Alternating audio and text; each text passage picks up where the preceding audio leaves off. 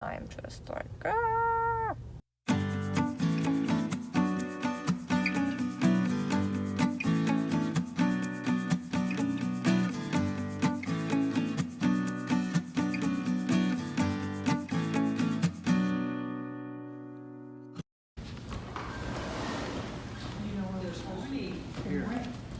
Everything in Pete is so much nicer.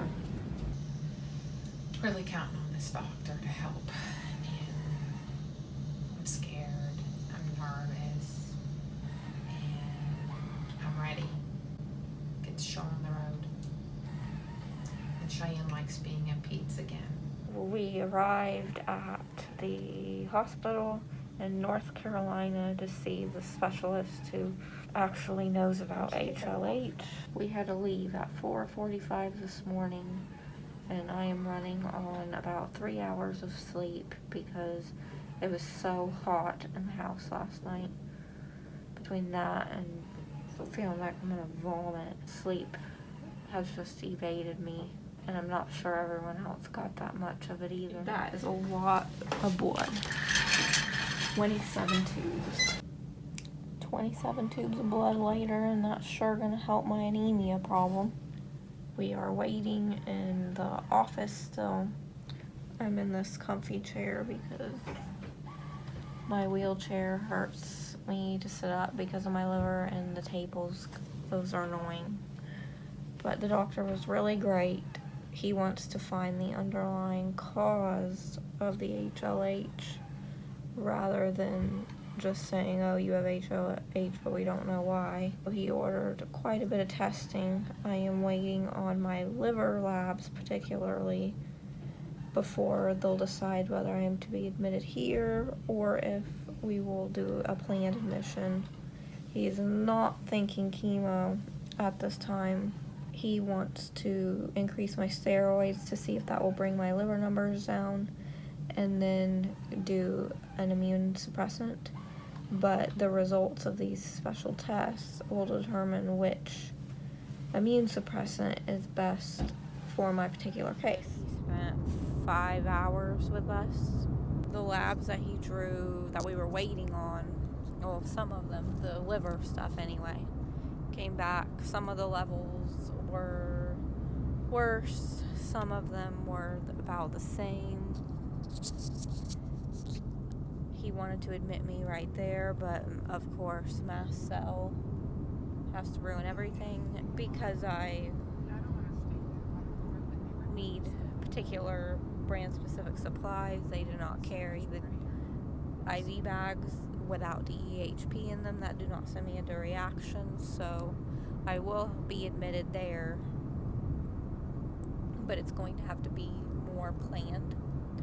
So they're working on obtaining the proper supplies and talking to the pharmacist at the hospital that normally cares for me to do that. And in the meantime, I am supposed to increase my steroid. I'll have my liver functions tested again on Wednesday by my GI doctor, and by Thursday or Friday or early next week, he should have the other labs back that will decide on which immune suppressant drug he wants me on. He mentioned certain ones do something with IL-6, another IL-1. If the EBV is still present again, then Rituxan is on the table, and it's all dependent on those labs, and he will call us when he's ready. I would be admitted on the bone marrow transplant floor, which is interesting because they only have 3 doctors and your nurse. There's no residents and techs and all those other people that can, and hospitalists that kind of make admissions crazy. My ultrasound that I had last Friday in my last vlog showed that my liver is enlarged along with my spleen and now my pancreas. Although all my other blood counts have returned to normal, that this is typical of HLH when you're not receiving treatment because it just, all your cells start releasing those proteins that damage the organs. And getting on the right treatment can potentially reverse what liver failure has already occurred. It's just a matter of finding the best drug for me, especially with my mast cell. We don't want to just throw a bunch of random medications at me, and it's best to be methodical about this. Overall, it was a productive appointment. I had my repeat labs to check with GI. My liver functions have gone up another few hundred points. They're now really concerned. We don't know, nobody seems to know how to treat the acute hepatitis. They had me try small lipids last night just to make sure that my TPN lipids aren't contributing to a problem and like adding another factor. They don't believe it's TPN related because I'm going up 100 to 200 points every couple days. Nobody believes that it's that. Now, normally most TPN patients are on something called intralipid, and intralipid is egg and soy based. I tolerate it okay mast cell wise, but it is harsher on the liver. There are two other forms of lipids that tend to decrease liver functions in TPN related liver disease.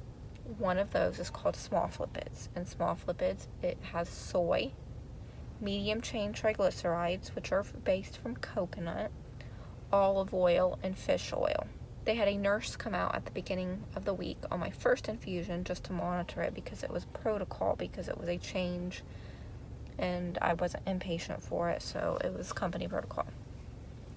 My first infusion, I didn't have anaphylaxis to it. I felt like I had increased mast cell symptoms, but I had already had such a long day the day before that I couldn't necessarily pinpoint what was stemming from what. I ran the whole entire bag. When I went to run my next bag with SMARFlipids, an hour into the fusion, I went into anaphylaxis. Okay. I'll throw up. 158 or 105. If I didn't have such a history of cardiac arrhythmias, we probably would have epied and went to the hospital. But we really just tried to tough it out, throw all the extra meds that I had at it, did 2-3 extra doses of Benadryl, and I got that under control, and I can breathe again, which is lovely, but I'm still feeling the aftermath of this mast cell reaction. I'm getting more labs done today, emergently. They are getting me in to see a hepatologist today. That's also emergent. If they don't get me in today or tomorrow, then my GI is going to call that doctor and get me in. She's already, it's 9:30 a.m. and she's already talked to the HLH specialist himself. Like, he answered the phone right off, which is strange. Doctors don't normally do that. He's very great. But yeah, so that's the update there. Nobody knows anything still. I'm frustrated because nothing can ever be clear cut with me. I just want something to be easy and normal. And I'm also have a Halloween party tomorrow that I've been planning for over a month, but I feel so terrible. I really wish I felt better, but I don't want to cancel it, and especially with how much money I've invested into it too. And it would be nice to have a break from all the medical stuff, but now I don't know if I'm going to be admitted or what appointment I've got to go to, and I'm just really stressed out. And on top of that, my next school term just started. I have 3 more classes, my last 3, and so I have essays and assignments for that, and I still have work because I do write articles for a medical company. I write about psychology and neuroscience topics, and it's just a little freelance writing on the side. And I've already had to take off when I was admitted for 3 weeks for HLH. So I don't want to end up getting fired if I take off again. So I'm trying to balance that with medical and school, and I'm just like, So I'm just tired. And the hepatologist, I don't even see what they're going to be able to do because no one can ever do anything for me. You just go to doctor after doctor after doctor. I'm just being real here. And some of them sound confident, like they're going to try to help you. But do they ever really do? Even the best ones, they try. But when they try, even their ideas for treatment, that doesn't mean it's gonna work. Most of the time, it just makes a bad situation worse. But I am trying to stay hopeful and have faith. The Lord has never forsaken me before, and He won't do that now. What up? We're at the hepatologist. This office is the worst office I have ever been in my life, I think. They have Glade plugins in the waiting room and the doctor's personal offices. There's not one in the exam room, but it doesn't even matter because it's so infiltrated from everything. And I told them that they shouldn't have that in a medical facility. She looked at me kind of funny. I think you didn't expect me to speak up, huh? I already told him the same thing though. Oh. But when I started saying that, you just got this look on your face. Because you're not usually one to just be forthright. But I'm just saying. Yeah. I mean, they even teach us like in school right now, like, you're not supposed to wear any smells, but, and I'll call a lot of students out too. And I was like, hey, you can't be spraying that on you. And they kind of give me that stink eye. I'm just like, what, dude? It's not like we're trying to pick up a doctor here or something. Nursing school. Yeah. Did you bother to tell them why? Yeah. And I'm like, oh yeah, I didn't even think about it. People Yeah, don't. right. People don't think about it, honestly. Yeah, honestly, they don't. if you're gonna They try don't to pick have. up someone, you better use your own scent. Because I mean, once the artificial scent runs out, I mean, that's it. They're just gonna smell your regular stank. Back in the day, like when we first started dating, and I could wear perfume. Like Like grandma perfume. it was Aeropostale Promise Me perfume. It smelled like a straight up grandma. Oh, there was two. So there's one. That And then I actually did smelled Victoria's Secret. I think that one might have been the better one. Because like there was one that just smelled pretty good, and there's another one that smelled like a straight up grandma. Well, I like the Aeropostale Promise Me, but I noticed that I would start getting sick when I would put it on. Did I wear any? Yeah, I did. I did wear cologne. The only cologne I ever wore was Honestly, like. you didn't wear it very often. I didn't wear it very often because I mean I'm a guy. You You know, it's were just just- nice out here.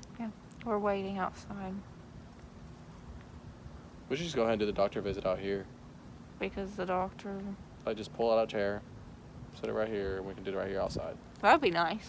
I know. That's what I would do if I was a physician. I mean, I don't see that where the problem would be. I mean, except for the privacy part. The hepatologist appointment was a complete waste of time. It was a PA, not the regular physician. I am grateful for them for getting me in, and I appreciate it, but it was a waste of time. The doctor was a very nice man, don't get me wrong, but he was looking for obvious, and my team has already ruled out all of the obvious causes. He's wanting to basically start over and just observe some more when we've been observing for months, and the point of going to a hepatologist was to finally intervene because now it's bad enough to intervene. What had happened is that when I was impatient with receiving my HLH diagnosis, that is when my liver enzymes started going wacky, and once they were going wacky, the doctors were trying to find a reason for that because I wasn't diagnosed with HLH yet. So they were ruling out all of the normal people causes for liver problems, rightfully so. And they tested all of the viral hepatitis, and they tested hepatitis A, B, and C, but with the hepatitis A, it came back negative, and so did all the others. A month later, after I was discharged and my enzymes had shot up even more in just a matter of a week, that doctor, again, he wanted to retest. It was my GI group. It was the fill-in guy. Because my GI was out of country, he repeated that, and the hepatitis A came back indeterminate. That is why I had stat labs the other morning, was to get my hep A antibodies and IgM, like the hep A IgM part, rechecked. And I do not have hepatitis A. It was negative again instead of indeterminate. It was just a false lab error the second time. So the hepatologist did, at first he's like, oh, it could still be hepatitis A, and just in the early stages. And then he's like, have you eaten any contaminated food or beverages? I'm in MPO. Oh, no, it's not possible. Then it's your heart. You had a cardiac workup when? Oh yeah, I saw that. It was pretty normal. It's TPN, but it can't be TPN because the GI, no, it's going up too quickly for it to be TPN. And the timing doesn't make sense. It's like within a span of a few minutes, he had umpteen different reasons, and he was just as confident about every single one until I proved otherwise by showing him the test results. He wanted to admit me again. He was trying to send me to a different hospital than I normally do that doesn't have my safe supplies, and he told me to go in through the ER. And if I went to the ER, I needed to remind them that I needed safe supplies. Like, they're just gonna magically appear out of thin air, because you know that happens without preparation. I mean, an admission at a different hospital than my own can be done. It just takes a little bit of preparation. And to go in through the ER, which is what he wanted me to do during flu season with my wacky immune system, is just unrealistic to expect that. Some of my fevers came back the other night. We are monitoring that, and if it gets over a certain level, I am to go into my local hospital. There is going to be an admission. My GI said that if the oncologist didn't admit me, then she was going to admit me. I need a liver biopsy.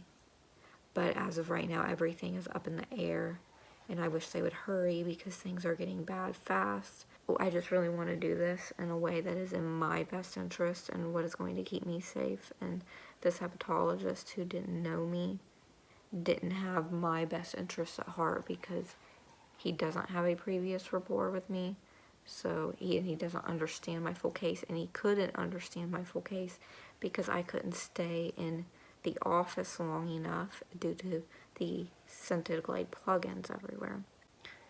But after the appointment, I pulled myself together. I managed to have a Halloween party. I didn't film much because some of the guests, I didn't know if they were comfortable being on camera, which was completely understandable.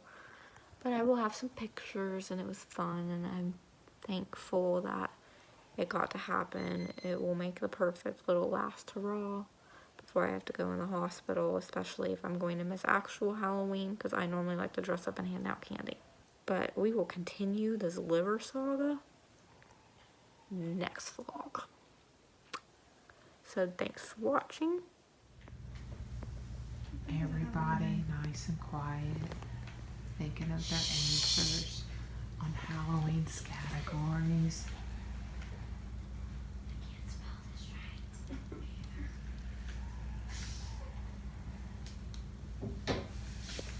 The house is a mess. Teddy's hanging out with an A.